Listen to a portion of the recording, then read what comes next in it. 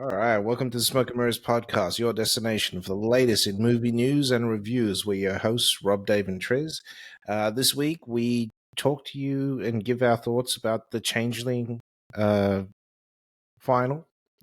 the new episode of Gen V. We dive into the anime corner. There's quite a bit of stuff in there to cover, which is awesome. Our thoughts on Loki season 2, episode 2, Goosebumps. And to finish it off, our thoughts on House of Usher. Ooh. Watch this.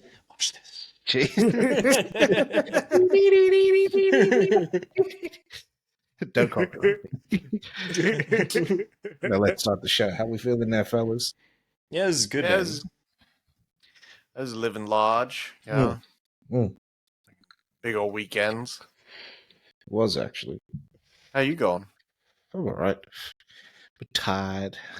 But I'm I'm all right. I was cooking with gas there. Cooking with coal, actually.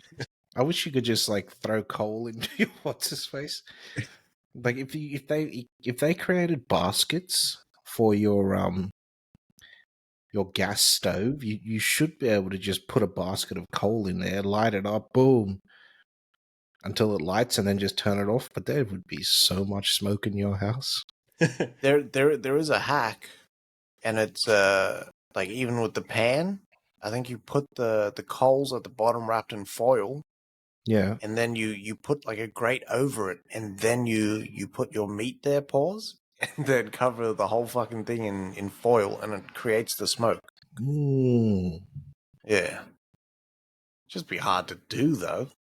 Yeah, there's too much. So you still got to start that outside, the fire outside and everything. Because they got the barbecues, the gas barbecues that can take the tray.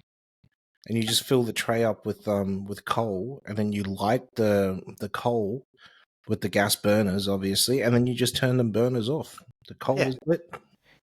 It's fucking mad, actually. It's the best of both worlds. Yeah, I would exclusively use coal. It's the only way to barbecue.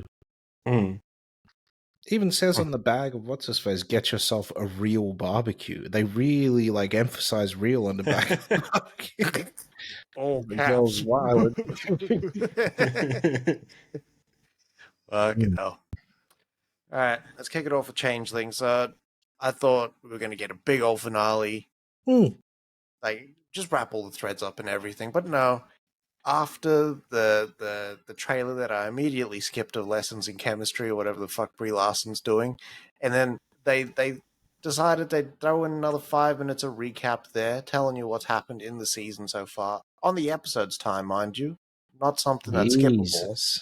So really, you only got 25 minutes once you skip past the intro of new shit. There was so little time to dig into anything that the episode just didn't matter. It didn't wrap anything up. It was like one little set piece. They breezed past it. Apollo got off the island. Yay, awesome. They don't even get to him I'm going to go after Emmy and I'm going to see what she's doing because she's going to go after our son. So you don't get to see any of the fantastical shit. Instead, what they do is they montage you after they've completed all that set piece. They montage you with 2 images that shows 1-0 walking down this tunnel, and then he sees this thing, just this wall, and then the fucking wall moves and it's an eye, and it's this big fucking thing they didn't show you in the show. They alluded to it. So I was just like, what the fuck's going on here? I mean, was it impacted by the strikes? Was it impacted? What was it impacted by? Or did they just not have enough for the full 8 episodes? They didn't want to edit it all into the other ones. It sounds to me like they had a longer season. And they, oh fuck, we can only pay for 8 episodes. How are we going to wrap it up? This is how we're going to wrap it up. But yeah, trash, no payoff, and it just felt disjointed, and I don't think worth the 25 minutes, to be honest. It was just them running. Minutes? Yeah, it was legit just them running away from this thing that you didn't see, and it looked like the end of Deep Rising where that fucking big monster was walking through the island. Fuck this. I'm still waiting on my Deep Rising sequel. But you ruined this for me. Treat Williams is gone, isn't he? Treat Williams passed. Get someone that looks like Treat Williams. Get Right. brothers. Fucking hell. Ain't no problems with replacing Treat Williams there.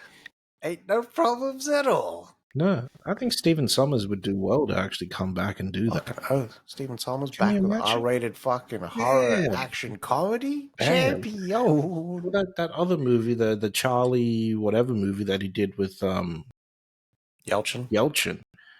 is R-rated. Yeah. Yeah. I haven't watched that movie yet. I think I watched it. Which one? I want to say like Charlie Sneaky 2x4 Pete. or something. Yeah. It was that sort of movie. Yeah. It was like Thomas Edison or some shit. Yeah. Charlie St. Clair. Fuck. I know. It's like in my head as well. I'm looking for it. It's like sneaky freaky or something. Sneaky Curly whirly, some bullshit. Yeah. That was like Yelchin's last movie as well. That shit's sad, man. Yeah. It's fucked up. Yeah. Charlie St. Cloud. Odd Thomas. Odd Thomas. I knew it was Thomas. I think Charlie St. Cloud's the fucking Efron one or something. Yeah. It's like the fucking what's his face? I found like a diary of like a Viet Cong fighter or something. Fucking hell. Yeah. Odd Thomas was okay. Like, it wasn't the best fucking movie, but it was okay. I still want to check that out. It actually looks cool. Yeah. I like that concept. If you had to have if you had to have a fight between that and Fright Night, though, Fright Night wins, hands down. Original? No, I mean like the two Yelchins. Yeah, like right. Right. That remake is a fucking heater. Yeah, it is a heater. They fucking like what's his name? Craig something. Fuck, I forgot his name. But that 8 on that fucking movie. 100%. Colin Farrell. 1000%. Farrell eats. He's a eater. Top dog. Jeff Eater. Eating. J-Rock. Oh, he eating. J-Rock. That album's coming soon, man. I can't wait. Can't wait 100%. For that shit. After that freestyle? Yeah. He's released 2 music videos already. I'm fucking mad. Yeah. All right. Gen V. Episode 5. Started off with a recap as well. Big old dicks exploding again. I don't want to see that shit again. That shit was disgusting. Yeah. Quite a porous penis too. Jesus. Porous is he?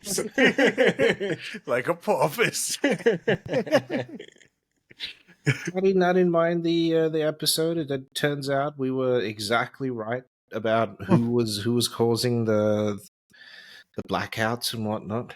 It was that bitch, Claire. Yeah. Yeah. So this episode, what's her face? Her and Jordan and Marie. Yeah, they hook up. Chloe gets famous, actually. Yeah, as the huge version. Yeah. The giant baby cricket or whatever. Yeah. Yeah. Giant cricket. Yeah. Yeah. And Sam goes on a mad puppet rampage. It was so good. Yeah. That was actually pretty fucking mad. Yeah. I love the aftermath, though. The aftermath was great. I was like... Really did that shit. Yeah. Why did he seem stronger than Homelander? Yeah, hey. I've never seen Homelander rip someone in half with his hands before. Has he really gone apeshit, though? Enough? Because he's only fought really soups, hasn't he? Yeah, he's smart enough not to do that. Even though he does lose control, he's smart enough to still have a little bit of control. Yeah. But that was the other big thing about the episode was that they're actually looking in and experimenting on these kids so that they can actually control them. Control the soups. Said that last week as well. Yeah. Shit writes itself, dog. Yeah. Just telegraphing all the fucking beats right here in episode 3. Yeah, it wasn't a bad episode. Just sort of filler. Nothing really happened. Yeah. Yeah.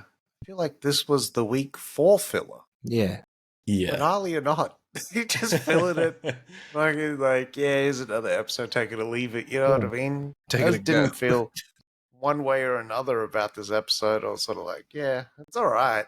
Something to watch. Yeah. It was just a lot of exposition, really. Like, they're saving their time because we got another 3 episodes. It's only an 8-episode season. Oh. So so they're saving it. Does the boys come back after that, though? I think it's a few Next more year? months. Oh, wow, this year? No, I mean like a few more months, so it could be early Jan, Feb, I reckon. This would be season 4, yeah? Yeah. It'd be good. This isn't living up to the caliber of the boys. Oh, man, that first season of the boys is next level. I know. Yeah. But it's got the violence, like it's got those sort of beats, and that's what I likes about it. Yeah. Yeah. 100%. A real juicy violence that they have. Yeah. Yeah. It's funny, I was sitting down, because B isn't watching it, but she'll just sit around every now and then, and she was watching this episode, and she was like, she hated the violence, and I was like, well, when you think about it, this is like the, what if your superheroes were just everyday people who just made really fucked up choices at times?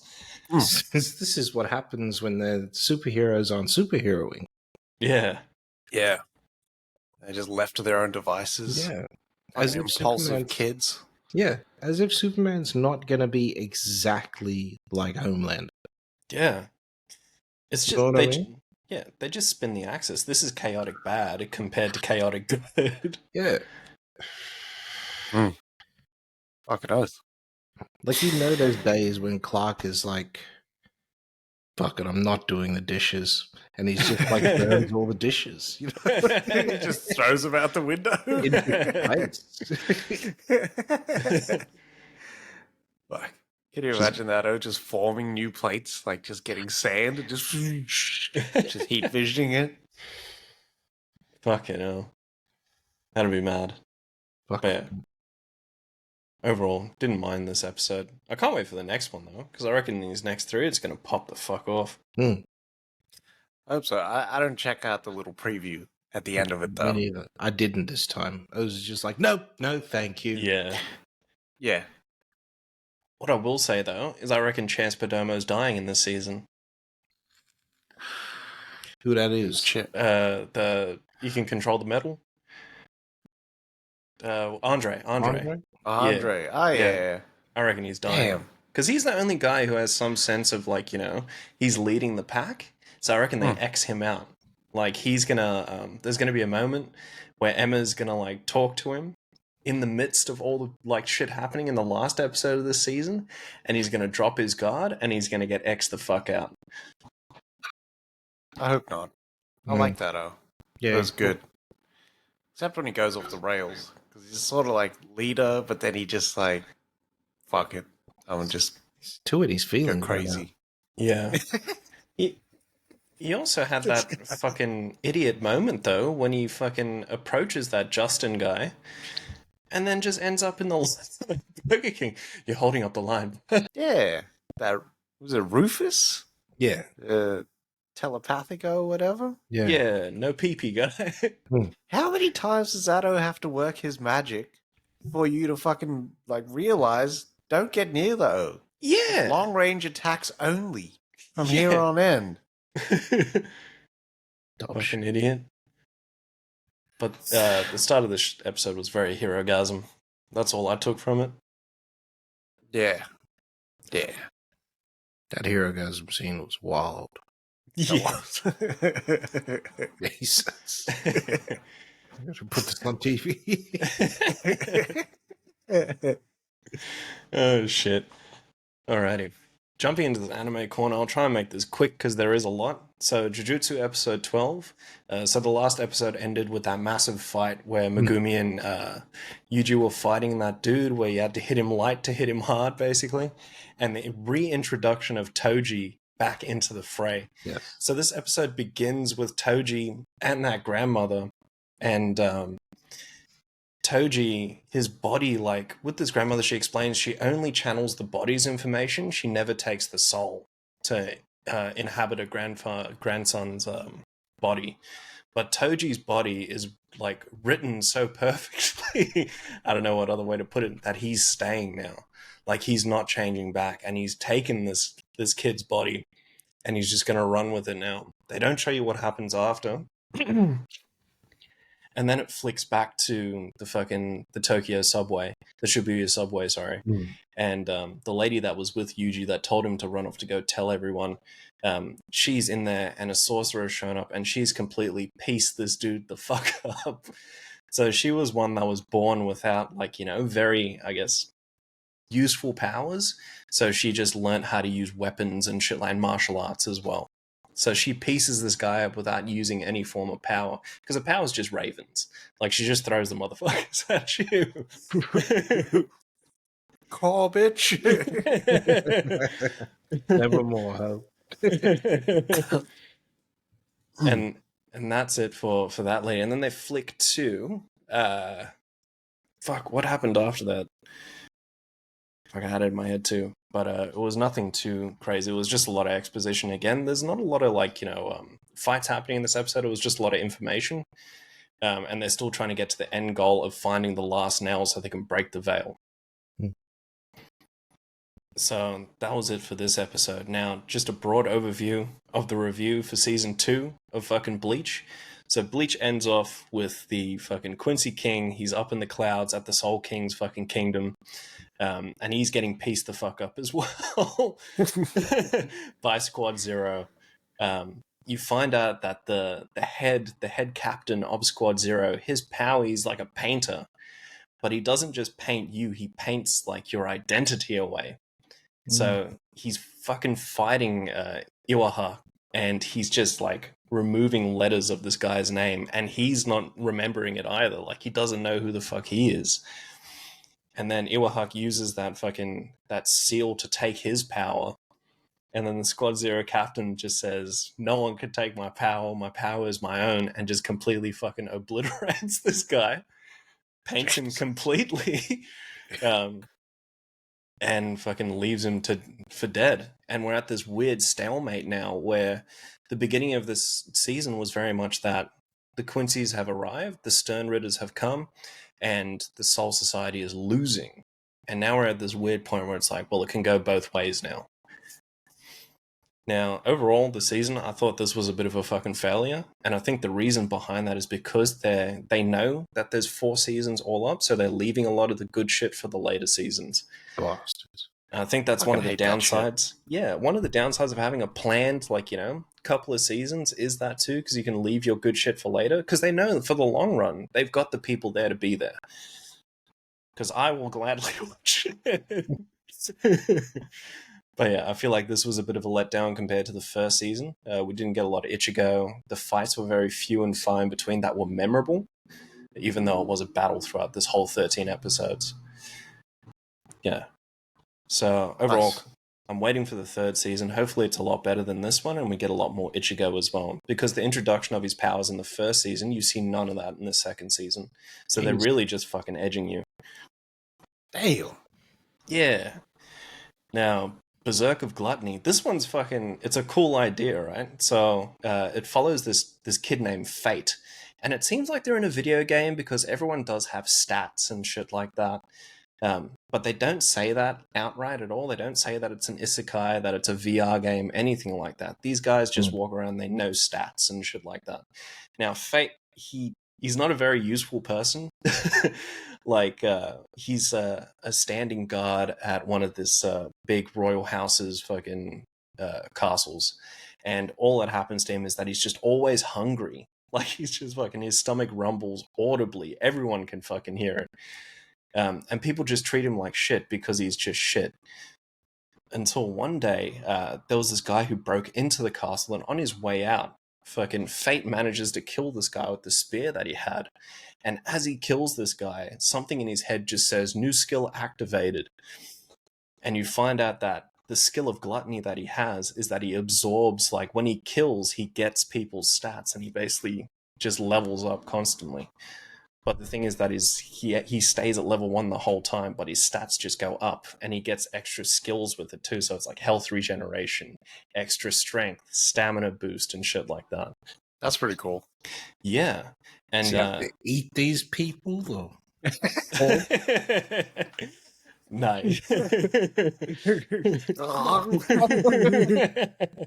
It's big Mike Tyson's. Badly. But not, like, thankfully, he doesn't need to fucking eat them. He just kills them. And on his journey through this first episode, he meets this sword, right? Because now he's understood that he can get these powers. So he wants a sword so he can go out and just start questing. So he gets this sword called Greed, and Greed starts talking to him as well. And fucking, he starts killing all these goblins outside of the kingdom and shit like that, and he starts leveling up more and more, and he just gets stronger and stronger, this guy. But every time someone looks at him, he's level 1. Everyone else like level 90, level 80, shit like that. And they think they're just stronger than him, and he fucking decimates people. Like, he's just OP. And there's this weird like trade-off between greed and gluttony, where greed is like, you can level me up and I can be there with you to keep this strength going, but you have to pour all your stats into me that you've gained. So he's on this like never-ending cycle of that. He has to constantly fucking kill people to actually get his stats up and then feed it into the sword. And if he doesn't kill anyone, his gluttony skill itself will begin to eat him away and he will die. Jeez. Yeah.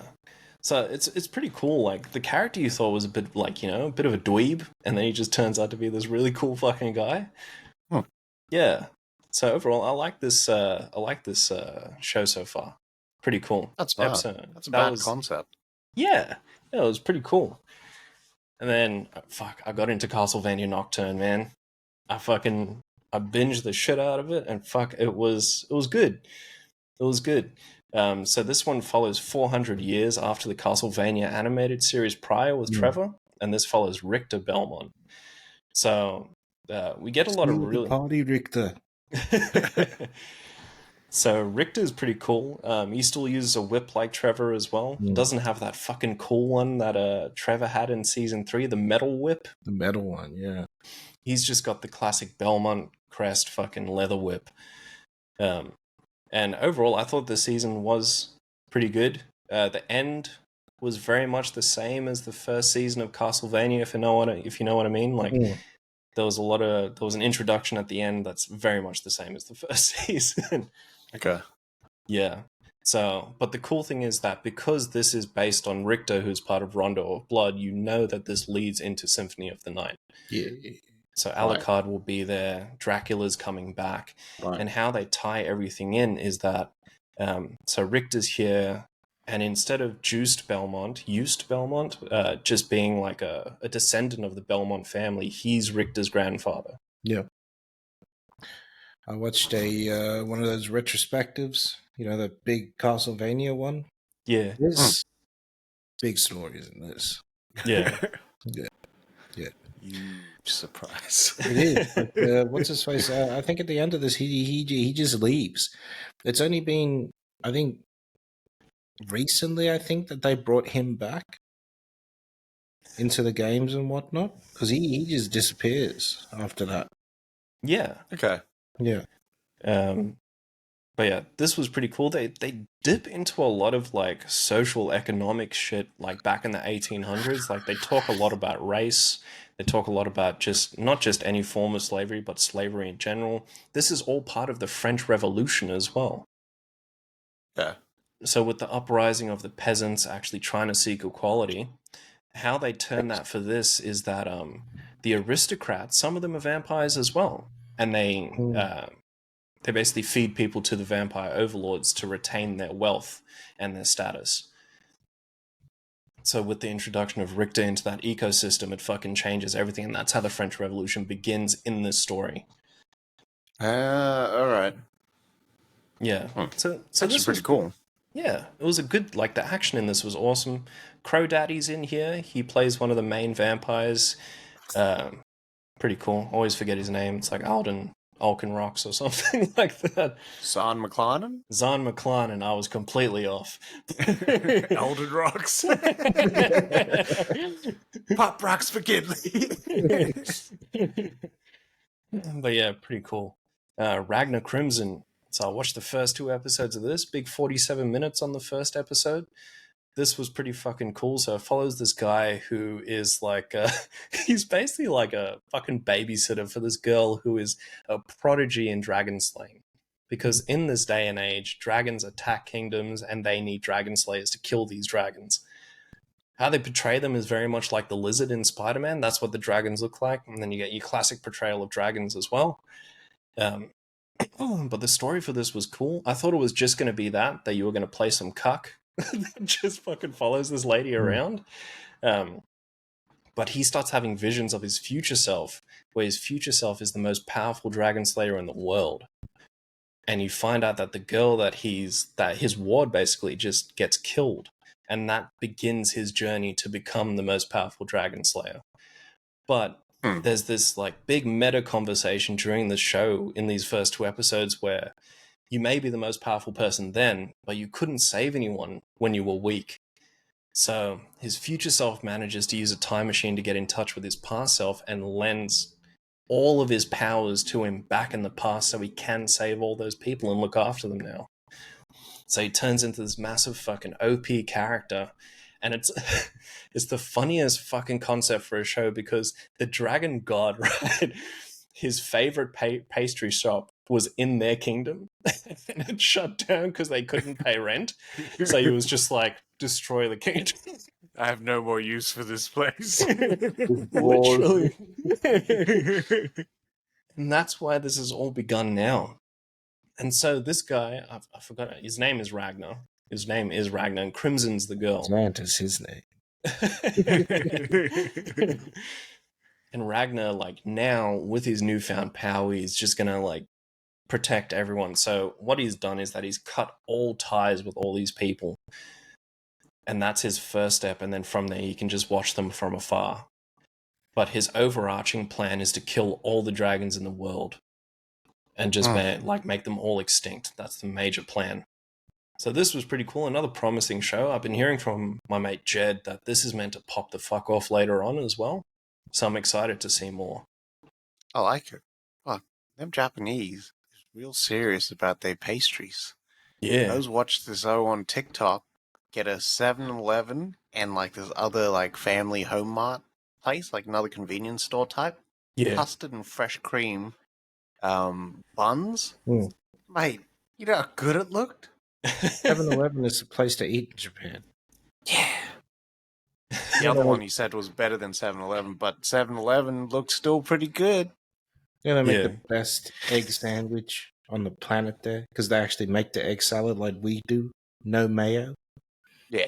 It's all butter. That was faking the cream with the mayo. I hate that. Cream has got to come from the eggs. I was dying. Aiden was saying that fucking when they went to Japan recently, they walked out of 7-Eleven and they opened up their food and they started walking and eating and they just got the filthiest fucking looks.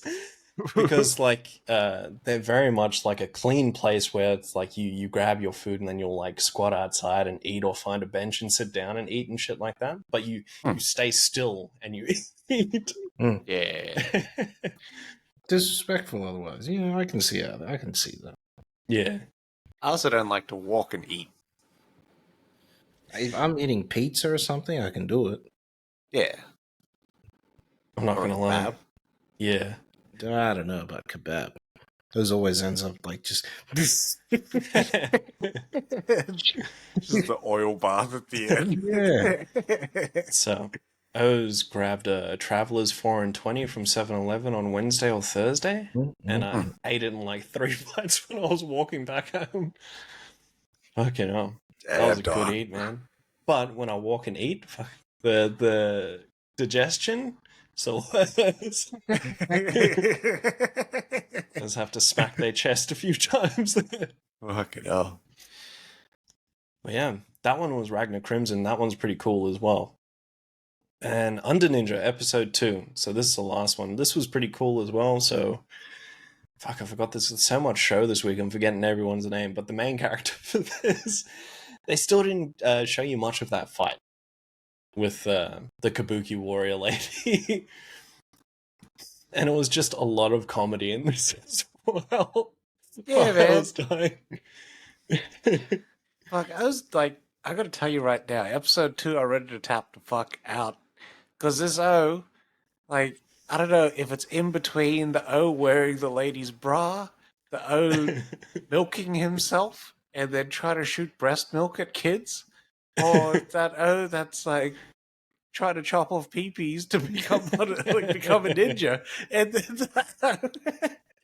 he's just peeing, but then it turns out he's got a sausage there. And he knew that I was like trying to go for his Vina. Fucking hell, this is just like, what the fuck is happening in the show? It's a bit too gonzo for me. I don't know if I want to continue.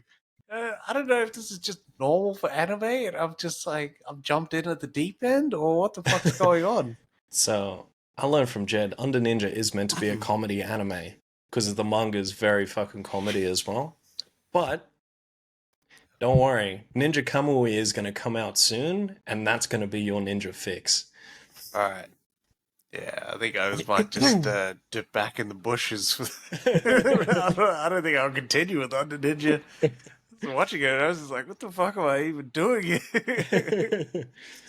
But yeah, Ninja Kamui should be a lot better. It's an actual serious storyline. That's the one where it's like, what's the American Ninja one with Ninja Joe, whatever his name is? I don't know. No, I'm thinking of Shokashugi American Ninja. Sorry. American Ninja is with my mans, Michael Dudikoff. The dude. He was, his family was killed by ninjas in Japan, mind you. Yeah. And this was like early 80s. God knows why they still had ninjas in Japan. Mandem gets raised by another clan of ninjas. He becomes a ninja. This sets up some sort of ninja crime thingy. And then he's the only one on the base. The trained Marines here, goddammit, that can take down the ninja insurgent. But that shit worked back in the day. It's a great story. I love that 80s logic, to be honest. Real straightforward. But yeah, that's what Ninja Kamui. This is that one you were talking about with the Jujutsu Kaisen guy doing this one. So this one, he was the most feared ninja in the world. And then he left the ninja life, had a family gets killed, and now he's back for That's revenge. The Stahelski one. Is that the Stahelski one? Or No, is no, that no. another one? This is another one. Mate. Yeah. Yeah, I think I'll be there for that one. I will show you the trailer after we record this. It is fucking unbelievable. Yeah. Fuck yeah. Mate. Yeah. Loki Season 2, Episode 2. Again, I felt like this was filler. It was more about the product placement. No wonder McDonald's sent us a fucking invite to go see Loki Episode 2. Thank you, but no thank you. It's just like, yeah, Sylvie's working at McDonald's. It was just another way to get her back into the fold. We needed her back in the show, and this was it. Of course, the TVA would have splinters of people that want everything to go back to normal, so they're like, to save themselves, self-preservation, they're going to bomb the fuck out of those timelines and prune them. And they're mostly successful. Before Loki and Mobius and Sylvie come in and just destroy all these O's that have been training for years as TVA agents. But yeah, I mean, you get more Ouroboros, and him still trying to retrofit the timeline so that it can absorb and take all the threads, the growing threads that's kind of going through. I mean, it was an alright episode. There's a lot of cool sort of imagery and concepts and stuff, but nothing happening. No, it really wasn't. Like, yeah, the magic of the 80s and McDonald's. Cool. Yeah. I don't know. For me, I'm enjoying this ride for some reason. Like, even the first and the second episode, like, I've just been getting into it. I don't know if it's just the vibe, but I just really enjoy it. I Yeah. dug the first episode. I like that one. You know, when he came out the shadows and undid his jacket like that, I was like, hey, is that Bond? Yeah. Yeah. Mm. When he was running and chasing that, I was like, seems like some Contender? Bond angles that they're capturing him. Quite the contender. He's too old. He is. He looks more like a Bond villain, to be honest. Yes, but then he'd be more like Le Chiffre, and then we don't want that. I wouldn't mind. Just Yeah. not that character, but like a character of that caliber. Fuck yeah. Yeah. Best Bond villain we got. Fuck yeah. Oh, second best. Who's the best? What's his face? My man. Silver? Yeah. Silver. Silver, yeah. Yeah. I True. thought you were going to say something like Scaramanga or some shit. The best Bond villain we've ever had was, what's his face? It was Blofeld. Mm. The original Blofeld. The original Blofeld, not the new one. The original Blofeld, because that was personal. Kill his fucking wife, man. Was that Dalton? No. That was Lazenby. the Aussie. Yeah. Salesman of the year.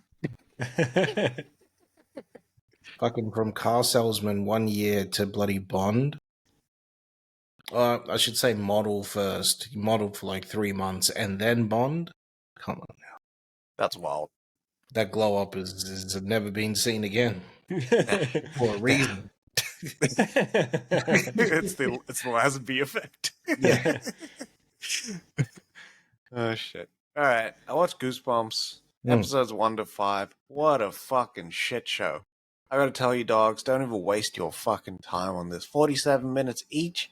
It's the perfect show to throw on in the background and not watch. I'll tell you that much. For some reason, they thought, let's create Stranger Things, and we'll throw a little bit of Nightmare on Elm Street in there, and then we'll just overlay the characters. Dawson's Creek exactly. That's all we need. You know, this is just like, why am I even watching this shit? Like the one Blacko in the show is all word for real. It's like exaggerated blackness. I was like, this would never happen in one of those fucking sleepy coastal, not even coastal. It's like like Insomnia, like that shit. Those sort of towns, those river towns and shit. Come on, man. That's the environment that he's in. You know, all they want us to do is say, "Damn, that's just whack." I swear he was gonna do that whole fucking line. Justin Long's in here, and they sort of Long in here in the clip. The clip made it look alright. It does. The production values in this is wild.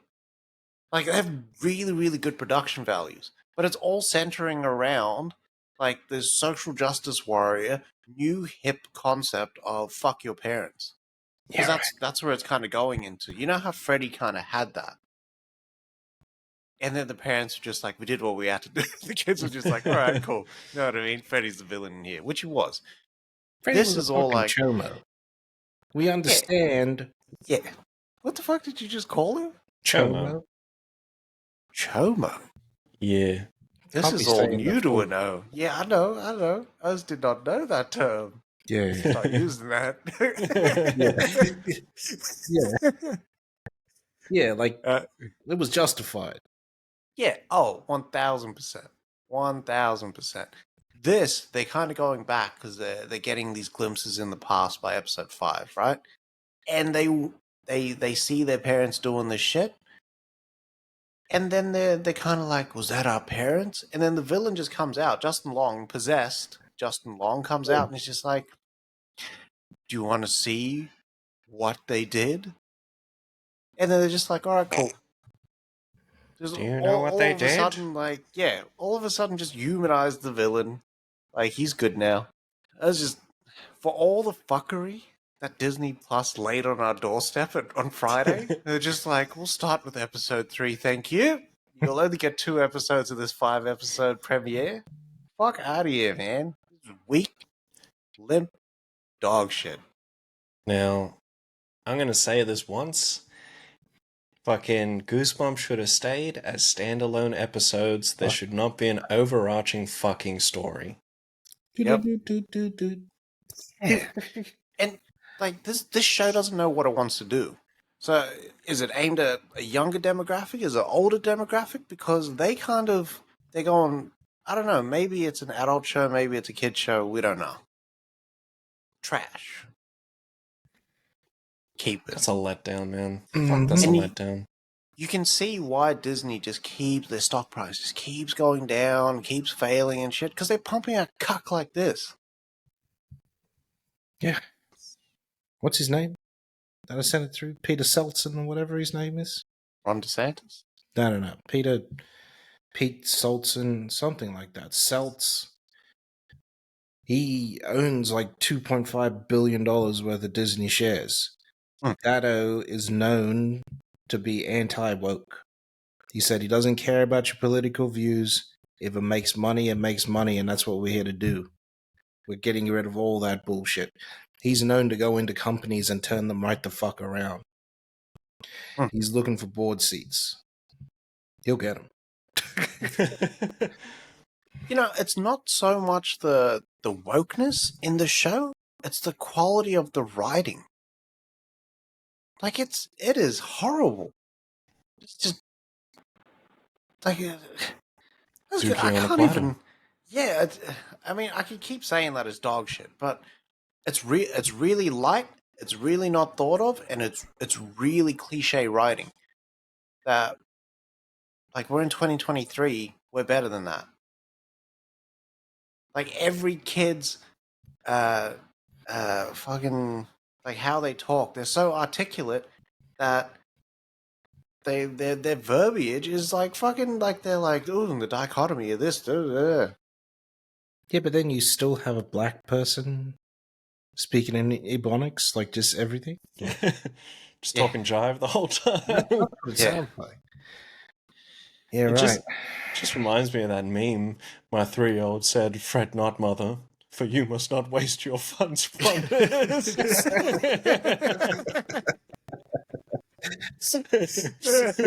Oh, shit.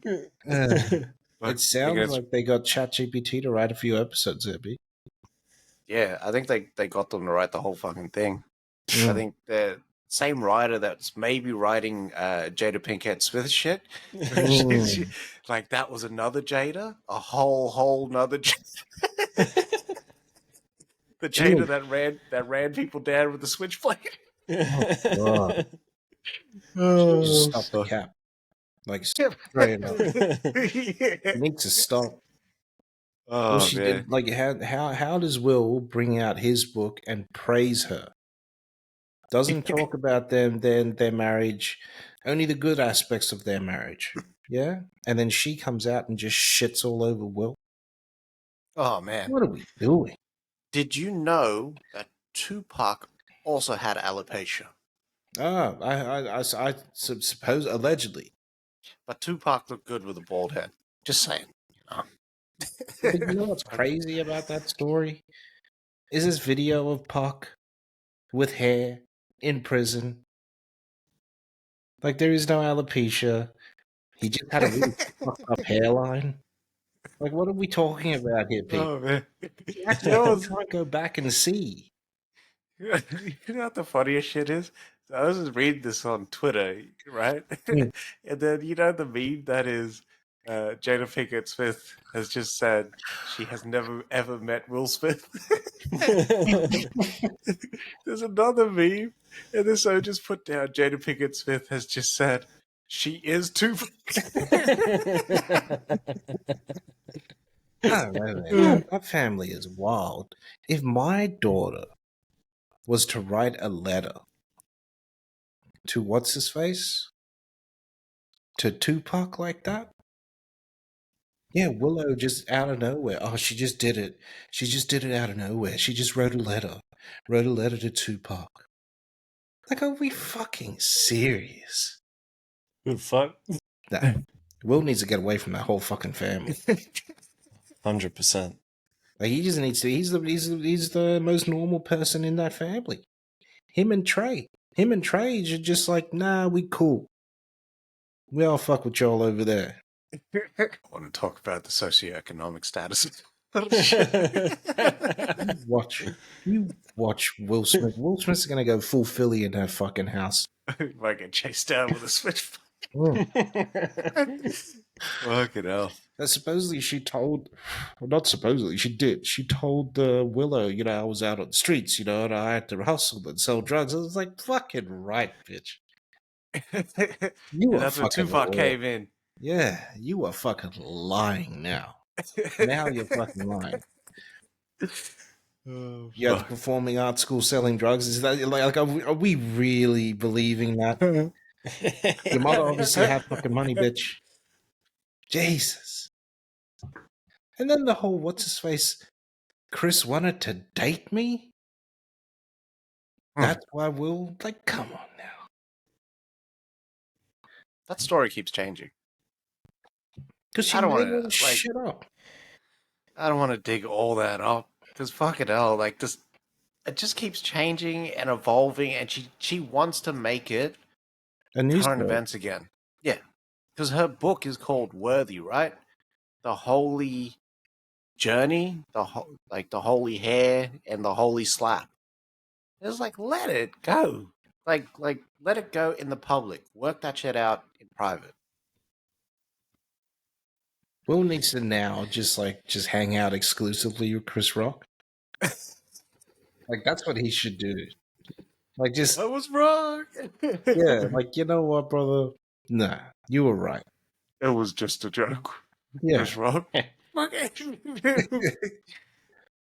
Yeah, Chris Rock's gonna tag him back though. You know that's gonna happen. He's got receipts. Yeah. Gotta have. Mm-hmm. Alright. Let's get into it.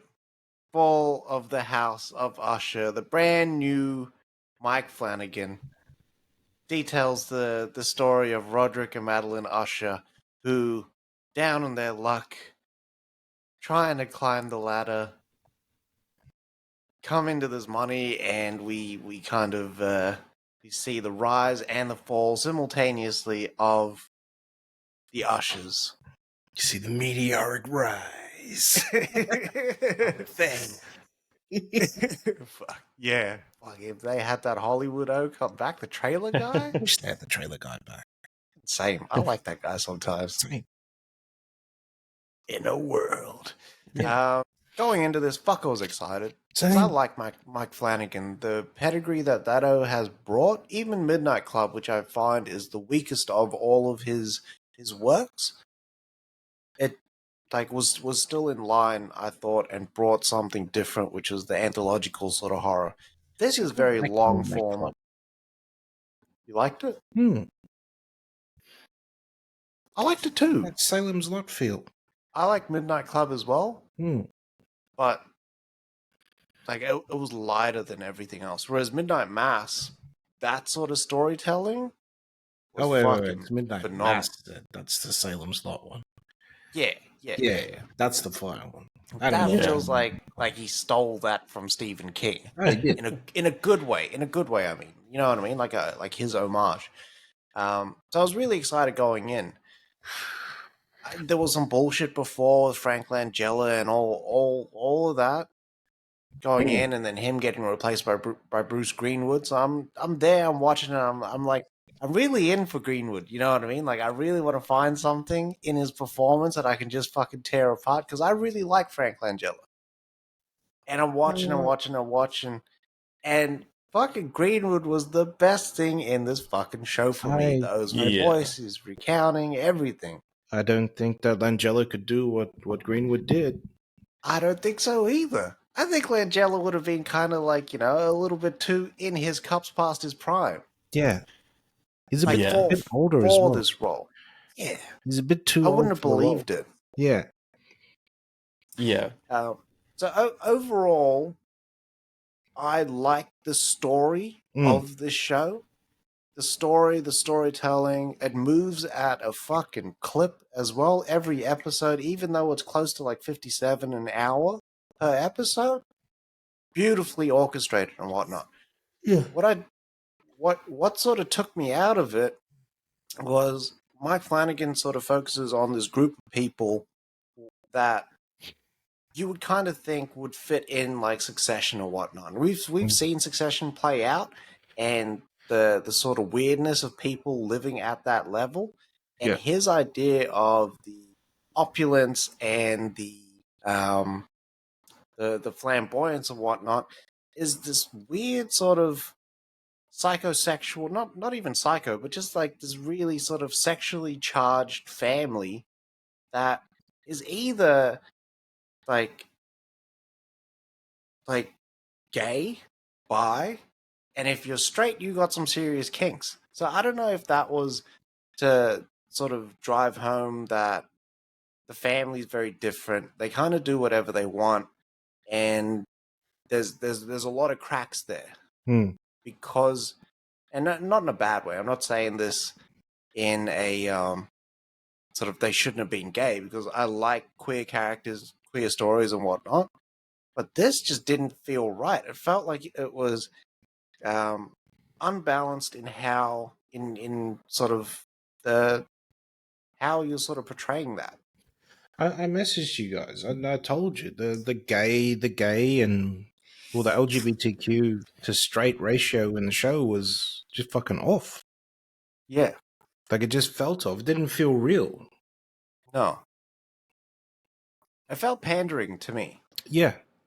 That's kind of what I took away, was that he followed the I'm gonna pump this full of characters that are gay or queer characters, and there's gonna be a man not man hating, but man fighting.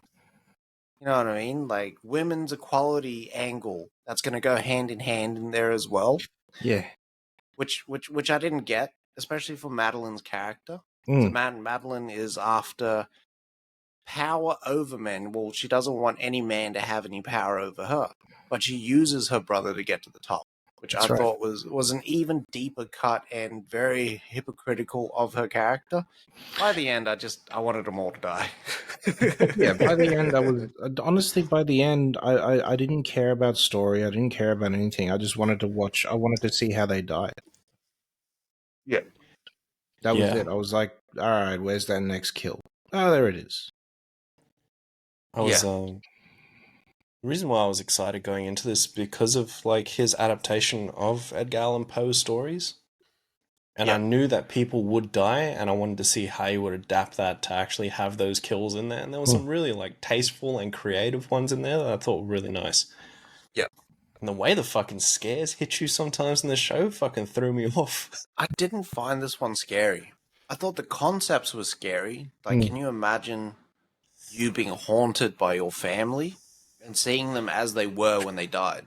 Crazy. That's fucking wild. But it's always turn around, they're there. Yeah. Or him like jumping off the couch. It's just wild. That was hilarious. That one got me. When the explosion went off. Yeah, I was watching quite loud in the lounge. Like that one got me. Yeah.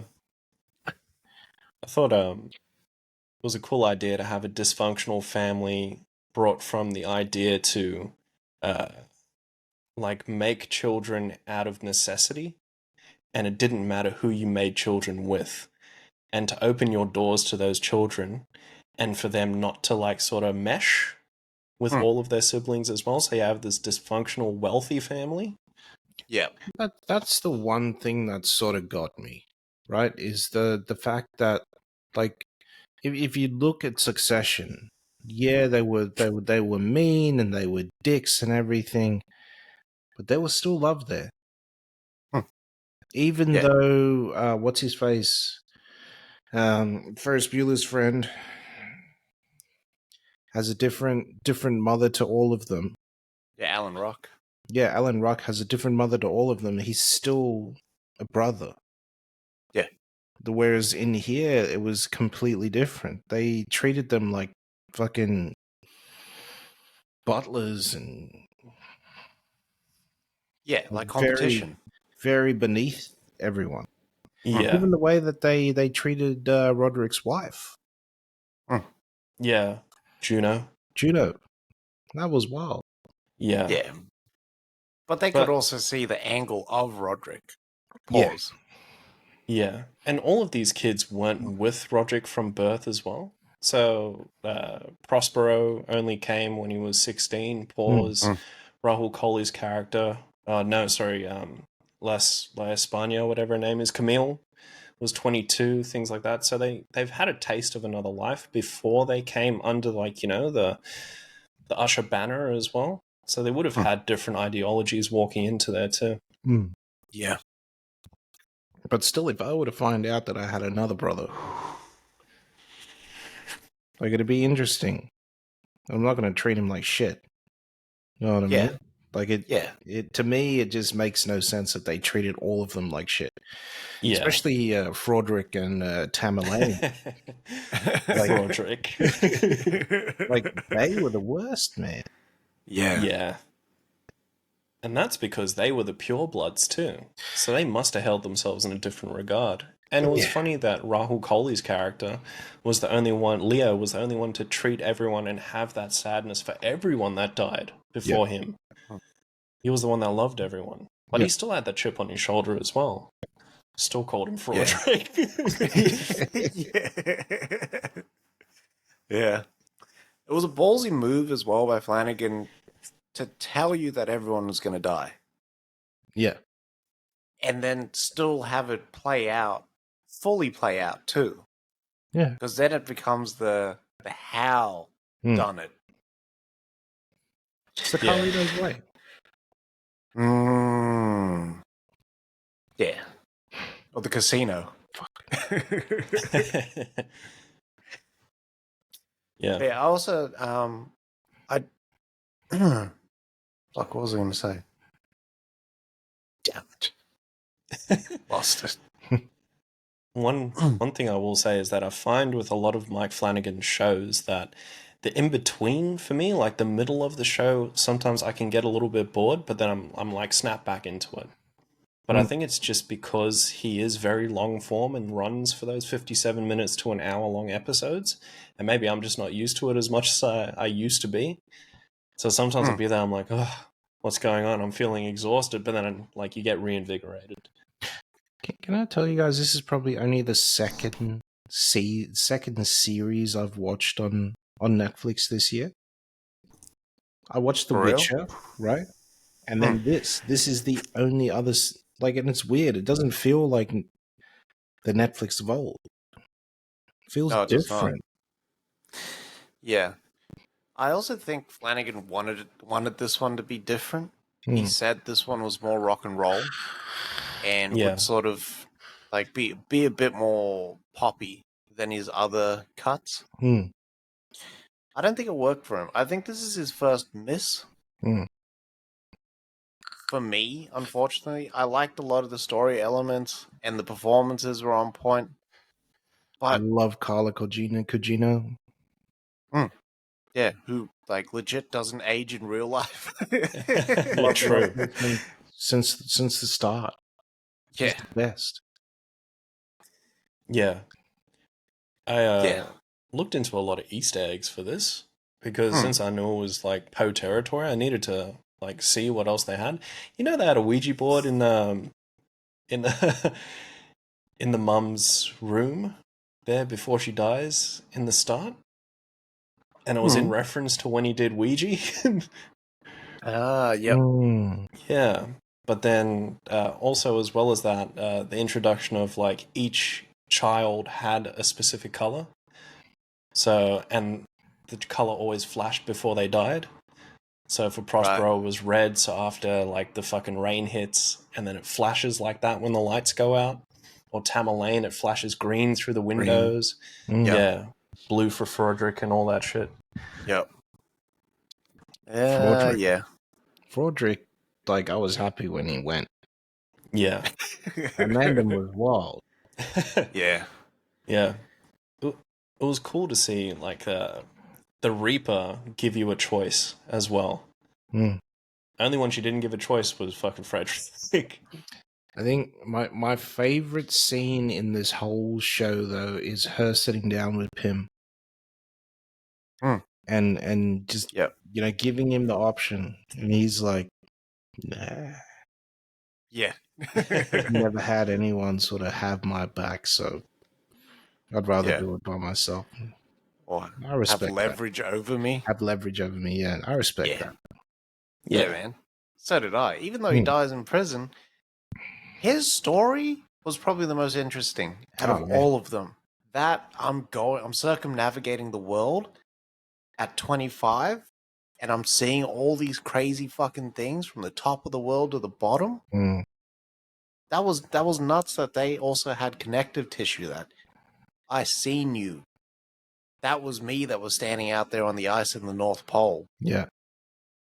In that in that place that was out of time and out of space.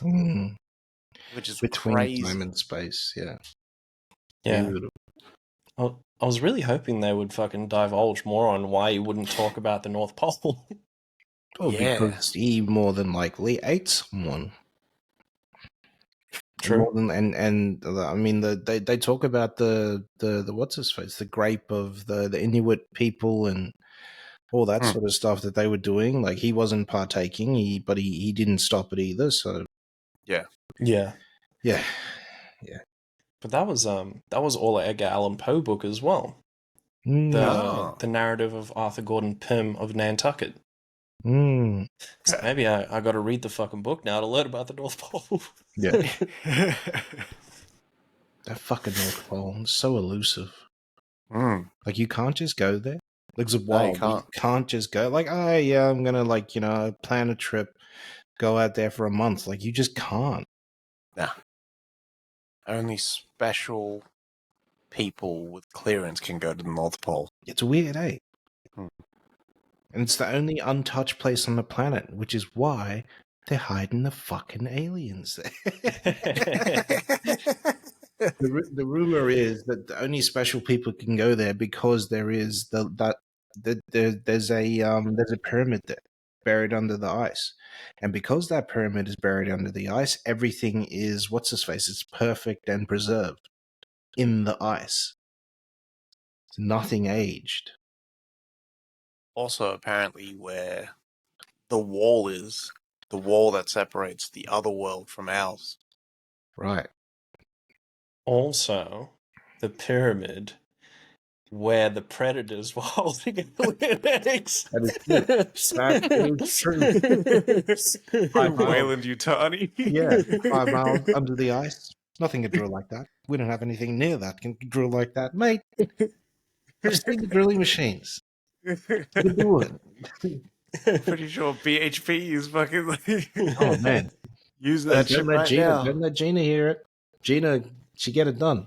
Oh shit! So weird, eh? Seeing all the pictures of the Koch brothers and Gina Reinhardt and all that stuff, and yeah, you know, the Koch brothers.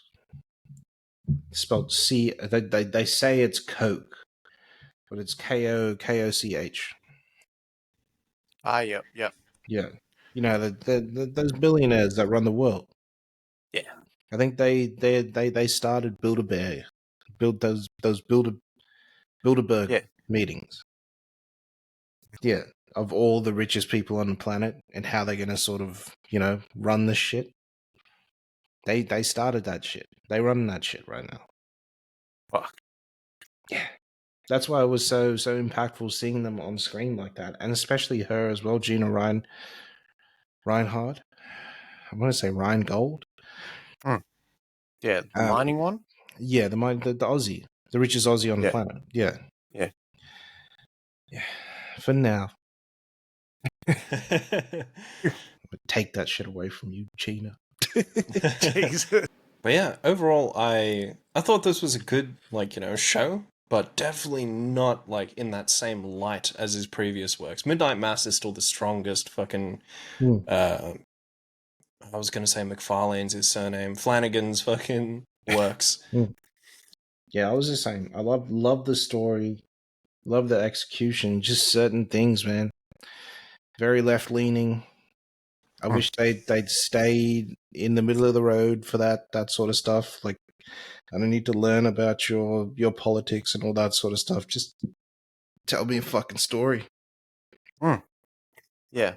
There was one character where I thought it was justified, and it was Augie's character. The only one. The only one. But everyone else in the show was just gay. And I'm not talking about the gay and all that sort of stuff. I'm talking about the Roe v. Wade and all this other nonsense. And it's all in there, though. yeah, all of that is that GSP or whatever. Yeah, it's the I know what you're talking about. GSP is George Saint Pierre. I know. That's why I said it. Because that's the only thing that came to mind. But it's those initials, I'm quite sure. George. Yeah. I don't think I'll ever watch this one again. I'm a Hill House man. I love Hill House. I love that sort of storytelling. And I haven't watched Hill House. See, all of those are like Midnight Mass because it takes its time and it has a certain cadence and how it unfolds the story and the characters and how the haunting kind of happens and the horror. It's not very horror forward. It's more drama forward. Oh man! But when the shit happens, like everything it hits harder because you've built the foundation with these characters. Whereas in this, it was the flip side where it rushed you through. And it started at the end, back to the beginning, and it jumped like all in between. And I think that's where it sort of lost it with the characters. I also didn't understand the whole thing with the mother. How the fuck did she come back? Why was she a zombie? And in turn, were they monsters then as well? Or so I think they did just bury her prematurely. Right. Yeah, and in her dying breath, she kills whatever homie's name was, Griswold or whatever it is. Yeah. Or unless it is part of, like, maybe she was part of that pact as well. Maybe Gugino got to her. Maybe. Actually. Yeah. Maybe all she wanted was kids. But when she died, she would kill that whatever his name is. He'd kill the father of the child. Yeah. And I think that's very, like, telling of the end of this season as well, with Madeline killing Old Maid as well, because it was almost the exact same way. Yeah, but they had to die together, though. Remember that was the deal. Like, you guys, one can't just kill themselves. Like, you have to. They should have what's-his-face? Nick Cage in Bangkok Dangerous, that shit. That where he comes out and he shoots himself through the head? And the other? Yeah, he's got his head next to the other. Yeah.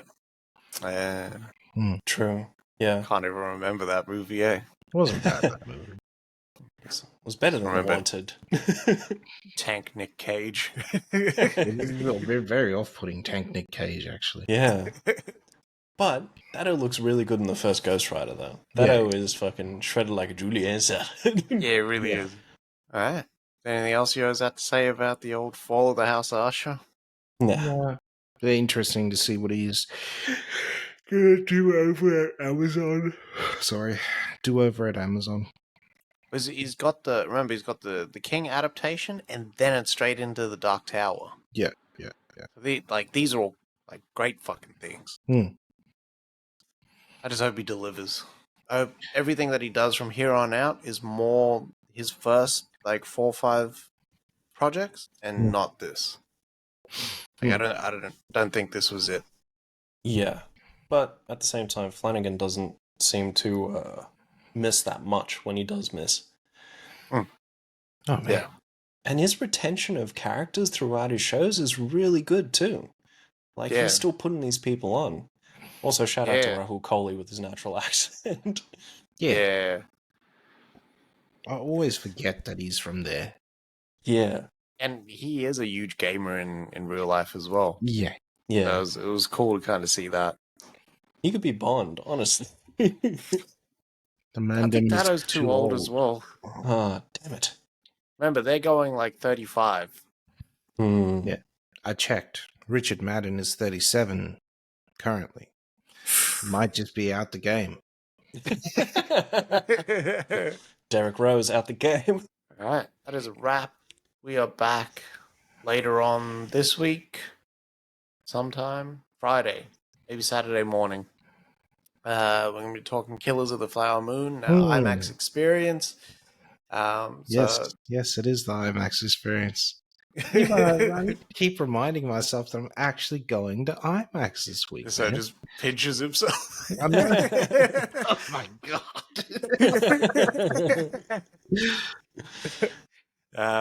Yeah, love yourself. Oh yeah, follow us on all social media: Instagram, Facebook, TikTok, Twitter, Threads, YouTube. Give us a like, give us a subscribe, so that we get more attention, get more opportunities, get them shits, bring it back to you.